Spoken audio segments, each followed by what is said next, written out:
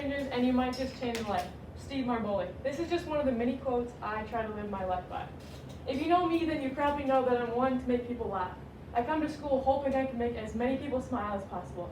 I walk in the hallways, and if I see someone and I see something cute that they're wearing, I just compliment them, and I just look for the smile that they give me in return. It brightens my day, and it makes everything worth it.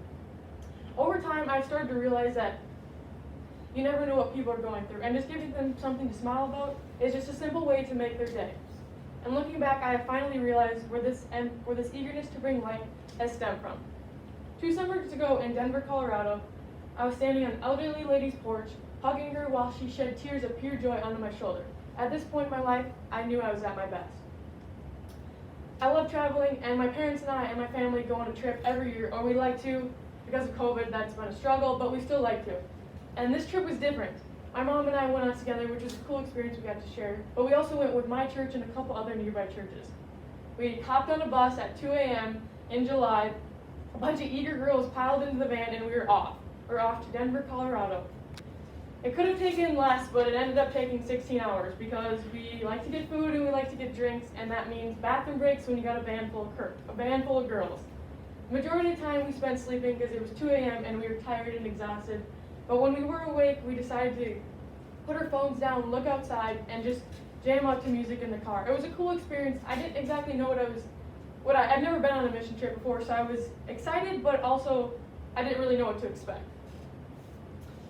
The first day we arrived, we got settled into the church and we slept in a choir room on some beds, and then on the next day we actually started to our service sites. My first service site was a homeless shelter in the outskirts of Denver.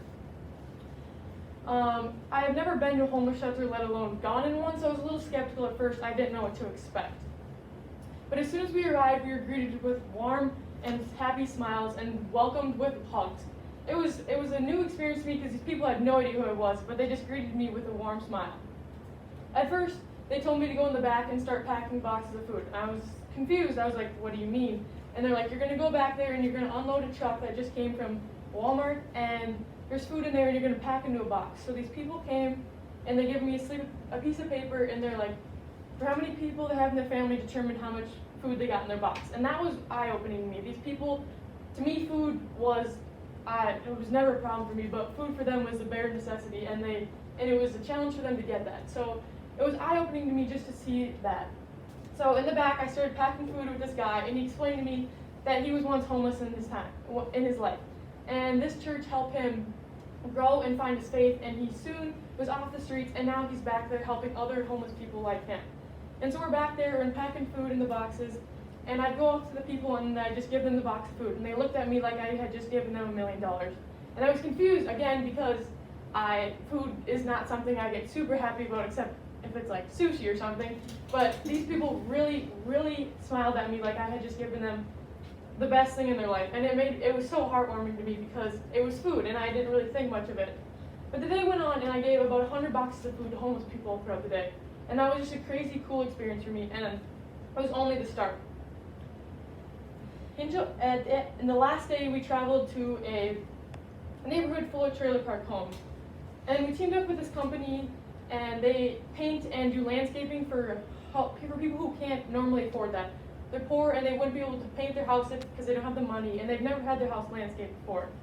So we teamed up with them, and we went to this elderly lady's house, and we told her, we're going to paint your house, and we're gonna paint your house and we're gonna landscape for you. And she said okay, and she went back inside.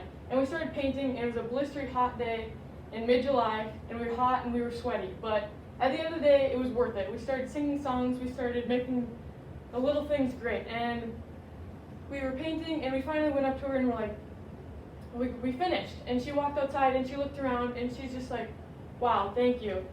And we're like, she said, wow, thank you, and we're like, no problem. She hugged me and she started crying, and again, I didn't understand because it was her house being painted. To me, if someone painted my house, I'd be like, yay, this looks pretty awesome, Mom and Dad, but it was nothing I would cry about. And later that day, we get a phone call, and it was her again, and she explained that she is pretty much blind, and that she couldn't really see much, and that her daughter had come later that day, and she showed her, and she talked about it. She's like, they painted your house gray, and they put flowers, and they put rocks, and they landscaped your house. And now she's breaking down in tears because she's never had this experience before. And I didn't know she was blind, and she still gave me the biggest smile in the world. But she couldn't really see it. She just knew from her sisters or her daughter's face that it was something great. In July of 2019, I was reminded that you never know what challenges some people face, and sometimes everyone could use a smile. Each day, I yearn to make as many people smile as possible. My biggest takeaway from my mission trip was that it doesn't take much to brighten someone's day. I need to continue to focus on putting other people first, and their happiness will be the best reward yet. The week I spent in Colorado was spent putting other people first when I was at my best. Thank you for listening to my speech.